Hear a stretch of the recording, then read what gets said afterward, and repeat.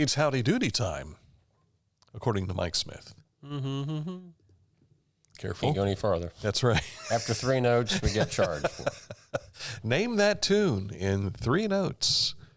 It is time to get you up to date with what's happening in and around our territory here in Southern Ohio. The good stuff going on, beneficial news that you could use. It all happens right here. You know, when I put this shirt on this morning, I thought, I haven't worn this since last winter. It's getting to be that time, folks. I hope it's been washed since then. Yes. Good. It smells fabric fresh, yeah. Speaking of weather. Yes. Sunny, but cooler today. Temperatures will be in the low to mid-60s. Tonight, I think I saw that the temperatures for football Thursday night, we're not used to saying that. But yes, we have a football game we'll tell you about later. If you're going out to any outdoor activities tonight, I think temperatures are going to get down in the 50s, maybe by the end of the ball game around 49. But we bounce back to 74 and sunshine on Friday. But then the roller coaster goes back down for the weekend. The Halloween parade in Chillicothe will have daytime highs of 65 for downtown trick-or-treating, and the evening lows, again, probably in the low 50s. You know, after visiting with Clay Beeler, head coach of the Huntington Huntsmen the other day, he said, it's been a unique year for us. We've had 2 games on Saturdays during the daytime, and now a Thursday night game. Yeah. So it's been a unique year for everybody, I think. I was trying to think if I've ever done a Thursday football game, and the only thing I could think of, there might have been one year in the state championship, it might have been a Thursday game, but I wouldn't swear to that. I think it was more like a Friday afternoon for me a couple times. So.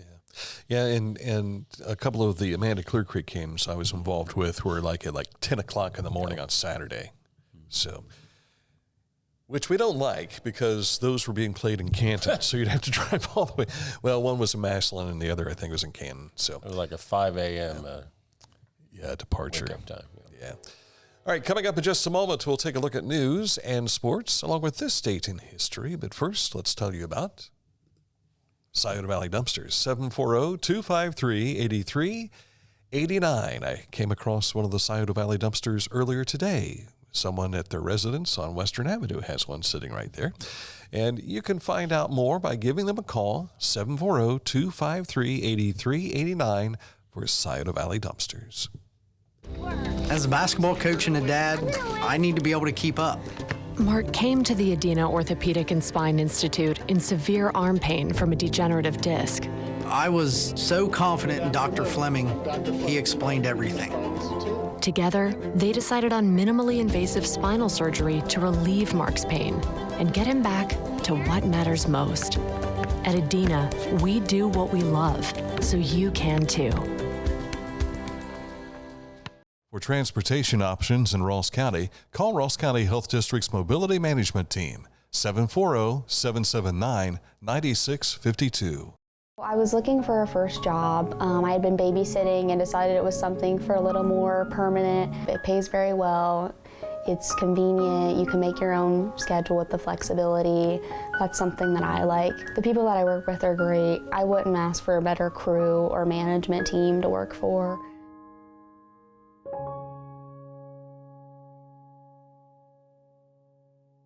Are you looking for a beer that satisfies your thirst and love of country?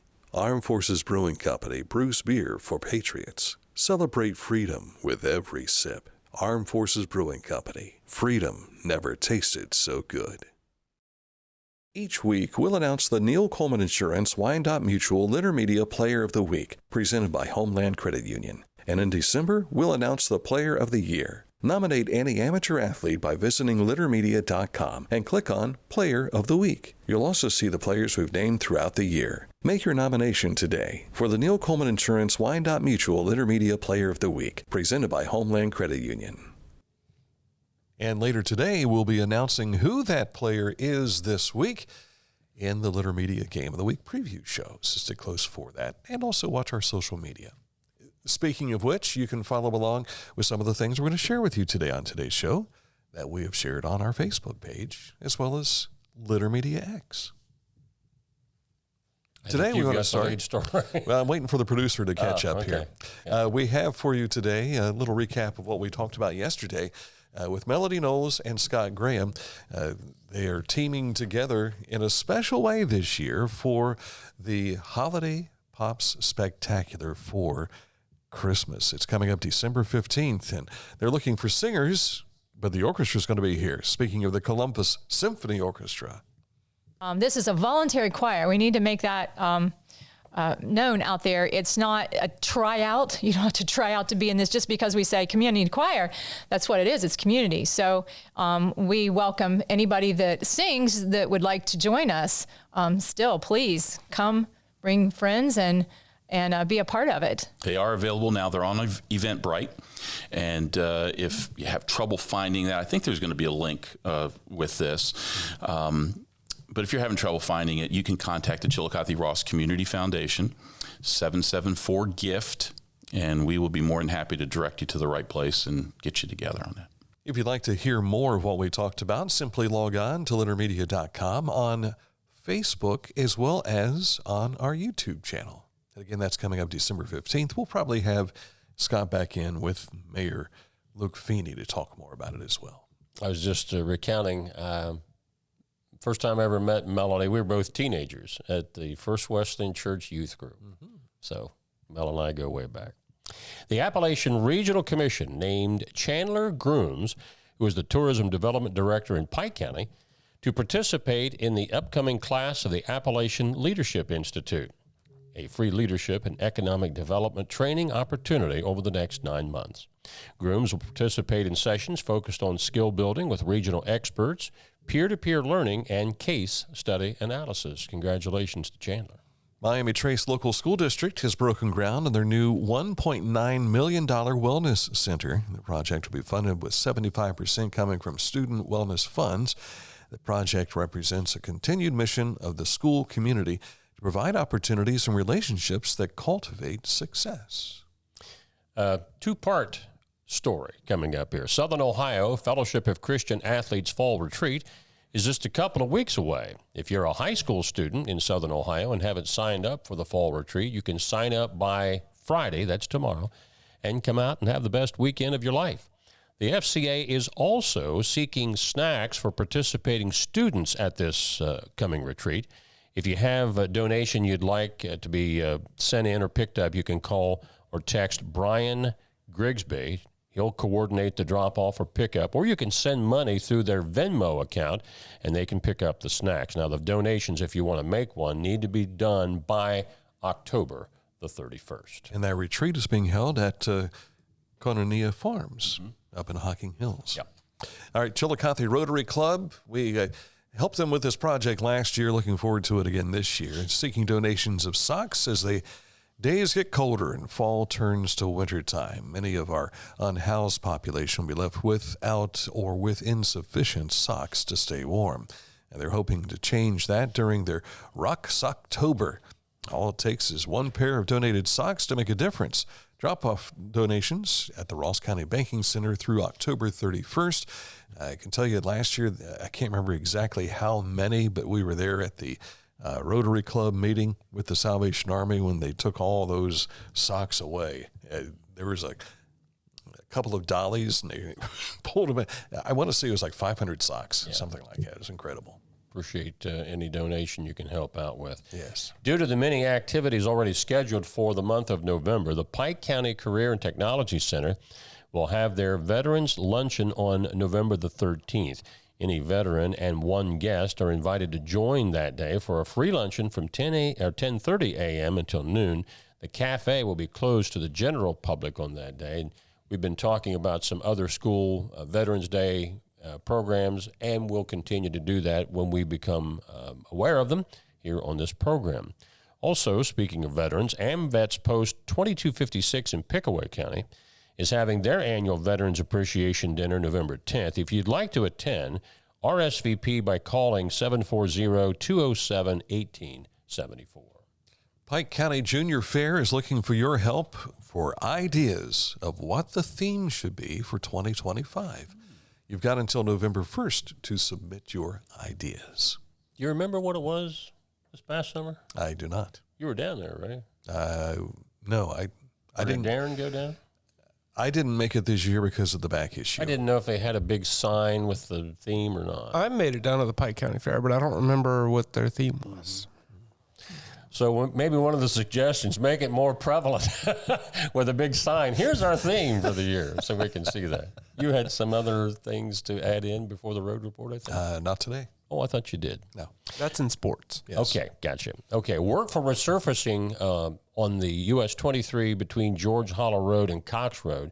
Now, that work is going to continue through the winter months. At least one lane will be maintained during the project.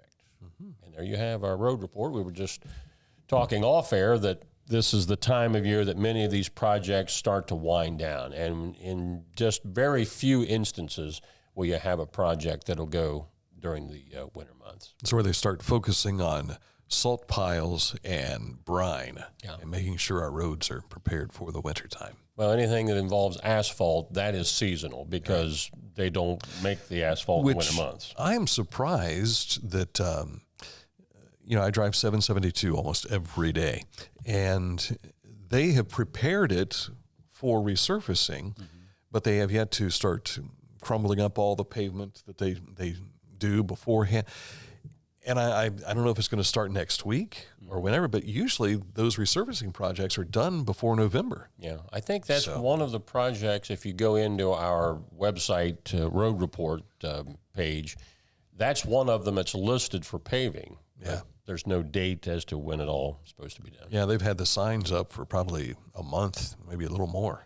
So, all right, coming up in a moment to look at sports. But first, Haynes Total Healthcare Center, chiropractic, physical therapy needs. And by the way, this is Physical Therapy Awareness Month. And my physical therapist, Cassie, she is at Haynes Total Healthcare Center. She posted a picture on the Facebook yesterday, so I gave her a big thank you because she has done a fantastic job, always does. Thank you, Cassie. And nutritional needs, they can help you there too. Find out more by clicking on this ad anywhere you see it on our website, littermedia.com. It takes you to HaynesHealth.com.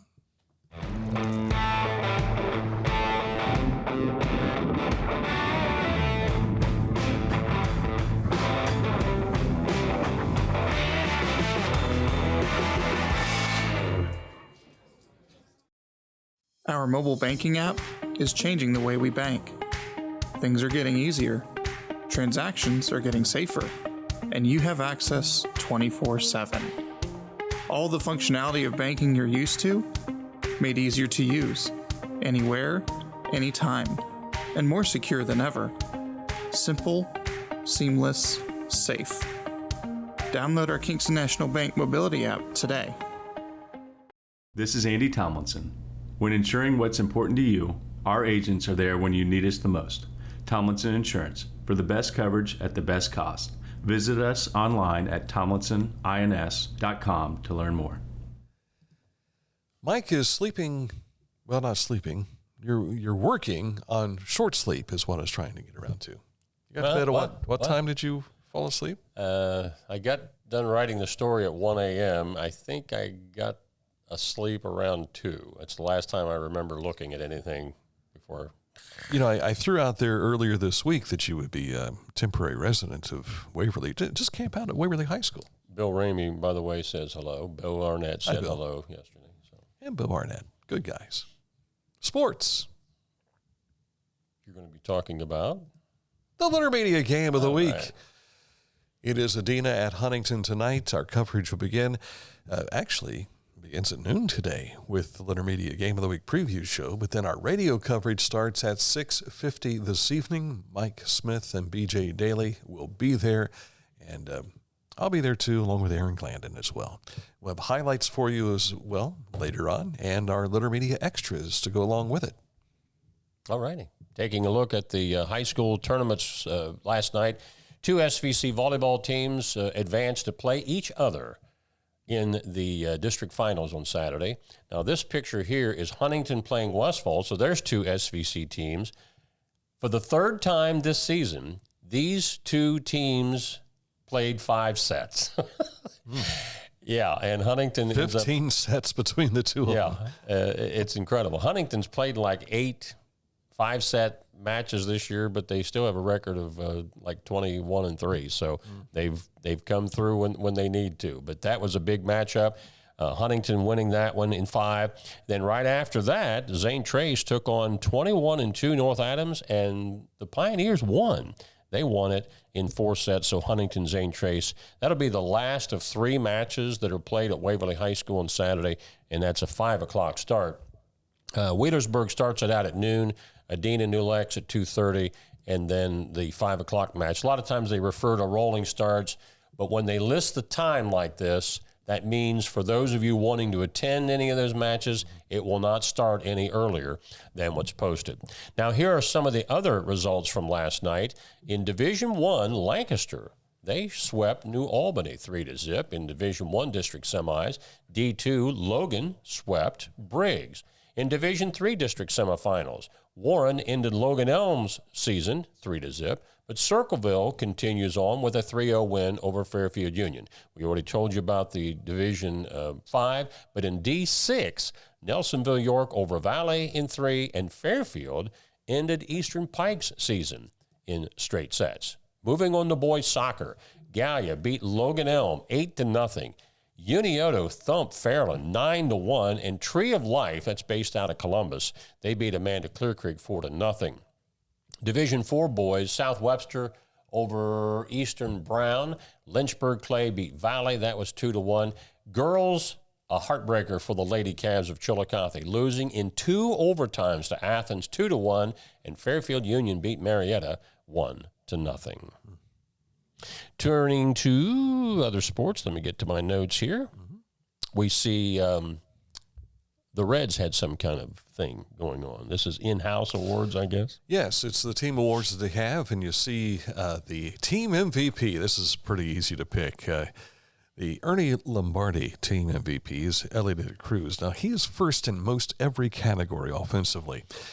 First in home runs, 25. 76 RBIs. He was second to Spencer Steer. 105 runs, first. He was first in hits, 160. Batting average, 259, first in on-base percentage, on-base slugging percentage as well. He had 36 doubles, 10 triples, played in 160 games. He had 618 at-bats, 69 walks. He was third in walks to Spencer Steer and Jonathan India. He also struck out 218 times. To lead the team. 67 stolen bases. He was caught stealing 16 times. So that could have been even higher had he not been caught stealing. And his slugging percentage also was first. Johnny Vandermeer, pitcher of the year. Easy selection there, too. Nick Martinez. He had the only complete game for the Reds this year. He had 10 wins on the season and 16 starts. And he was second only to Hunter Green in innings pitched for 142. And the Joe Nuxall Good Guy Award goes to Luke Malley, who was a good guy, and was also considered as a potential candidate as the Reds manager. Wonder what you have to do to get the Good Guy Award. You got to be a good guy. Well, that's subjective, right? Well, I mean, one guy's friends, another guy's creep. So, community service, that sort of thing. Joe Nuxall was that guy, you know. Oh, and without question. Yeah. What's the fund that Joe started? His son Kip runs it now, or is it Kim? Kim. I can't remember the name of it unless it's the Joe Nuxall Fund. But it's like they do things in the community for youth baseball, right? Yeah. So pretty cool stuff. Not a great season for the Reds, but we wanted to at least acknowledge that they had their team awards and tip of the cap to them. And I'm sure the Guardians will have theirs coming up before too long as well. Didn't you say the Cleveland Cavaliers were winners last night? Yeah, I thought I sent an image on that early this morning. Apparently our producer didn't. Oh, you did send an image, but you didn't put it in the notes. So I didn't put it in the OBS. If I send it to you, that means it's important. Okay. But the Cavs did beat the Raptors. I think it was like 130 to 106 or something like that. But that is their first regular season game of the season. Very cool. Hang on. And by the way, the Boston Celtics, who is my team, the night before, they won. The NBA champ. There it is. There's your image right there. The NBA champ. Did I get the score right at least? 136? 136 to 106. Wow, 30-point win. Usually the NBA champ on their opening home game, they lift the banner for the previous championship. And, of course, the Celtics doing that. That was their 18th NBA title. And, yes, they did win on opening night. LeBron James and Bronny got to play together the other night. 2.5 minutes. 2.5 minutes. And I think, what was it, Bronny was 0 for 2. 0 for 2. He did have a rebound. So, they only played together 2.5 minutes. How much Bronny played the rest of the game, I don't know. So. Yeah, and going 0 for 2, you could easily say, well, Dad wouldn't feed me the ball. You think this is a stunt, or do you think he's going to be a real deal contributor for the Lakers? No clue. I have no idea. No. But the Lakers, by the way, did win that game. So, but the Griffeys were there.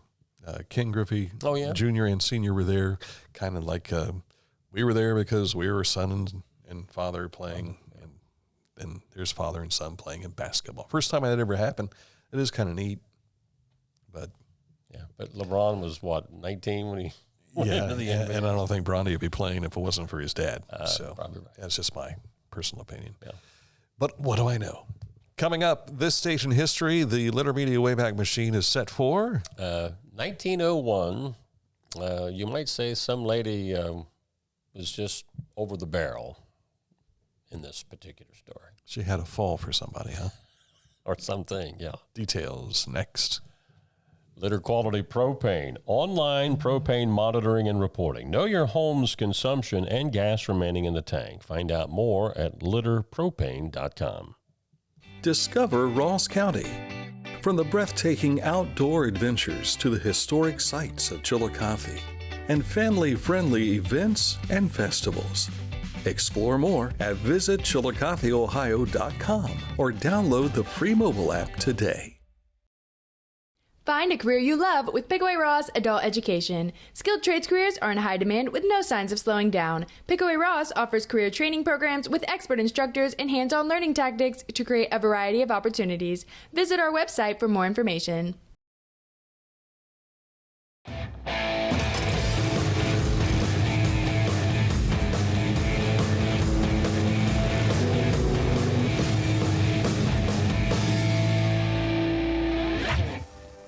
Now that's one fast mower.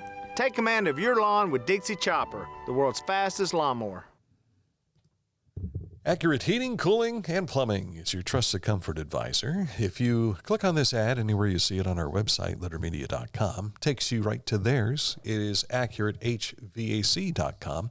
Getting ready for wintertime here, and we'll have them in to talk a little bit about preparing for such cold temperatures. Accurate Heating, Cooling, and Plumbing. Time for this date in history. 1901.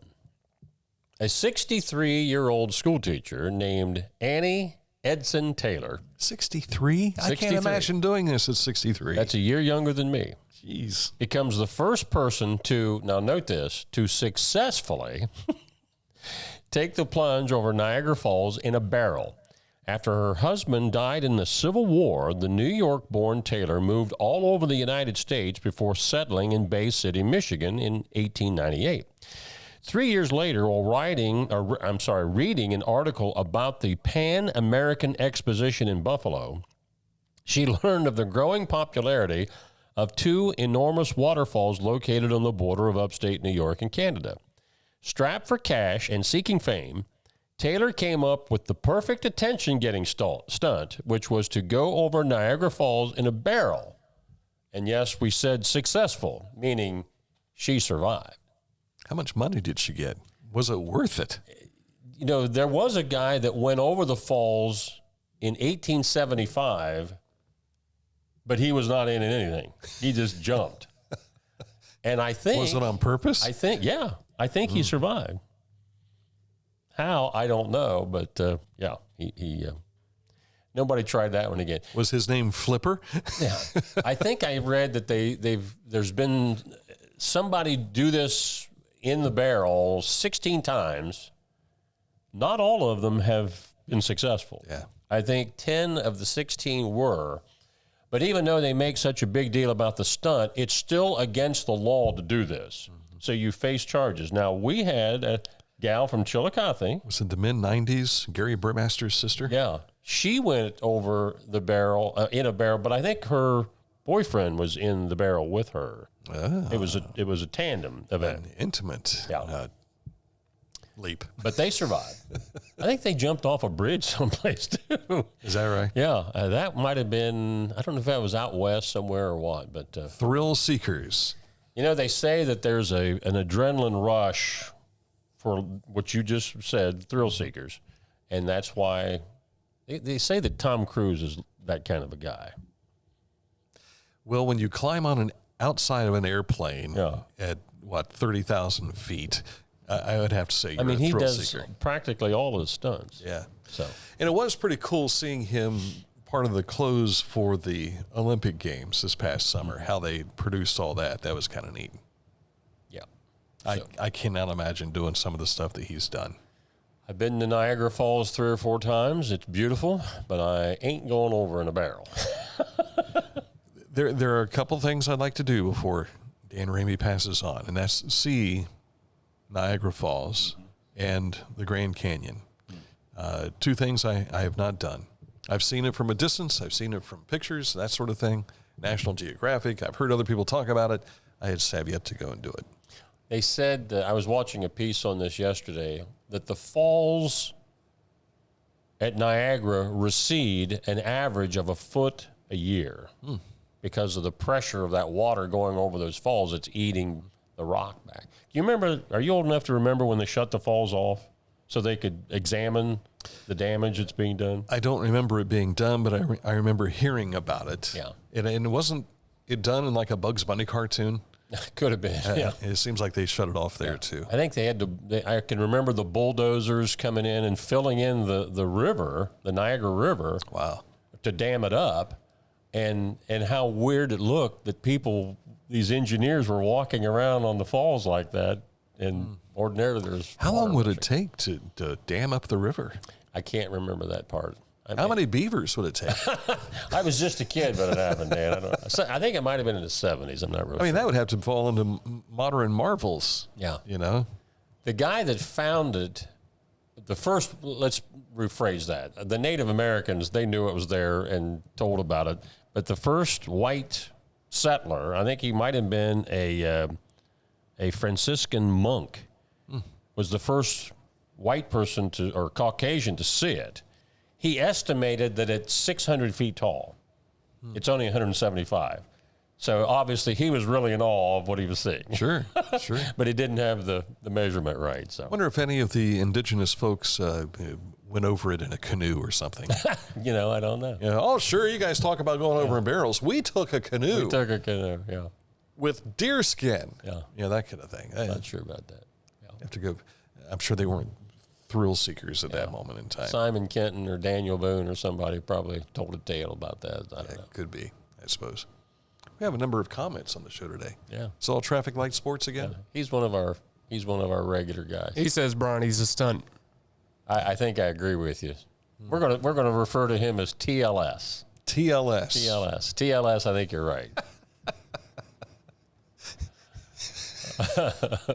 Stop it. Sorry. I just pictured there's going to be some kind of weird drug come out to prevent TLS. That's that kind of going thing. to be in a story on our website later this afternoon about Halloween candy. Make sure you examine the candy. That'll be posted later today at littermedia.com. What's that have to do with TLS? You'll find out. Really? Yeah. It's something very close, like THC. Okay. Which is the chemical name for cannabis, I guess. So watch for that later today. Gotcha. Beneficial news you can use, moms and dads. Yeah, wouldn't that be horrible? You go out trick-or-treating and somebody accidentally gives you the wrong bowl to pick from? Well, apparently that's been happening. Is that right? And on purpose? And maybe by accident, because it is legal in Ohio now for recreational use. But some information that you'll need to check on later today. Wow. You just never know what to watch Keep for your anymore. SIDS safe. Keep them safe. Yes. Coming up, how much time do we have? 29 minutes. Yeah, 29 minutes. We're back at it again with our football show. It's the Litter Media Game of the Week preview show, and I'm sure Mammy Kearns will be watching. We hope. We hope. We're coming. Because we're heading to the Huntington Hills for a battle between Frankfort and the township. Details coming up at noon today. Until then, enjoy the rest of your Thursday.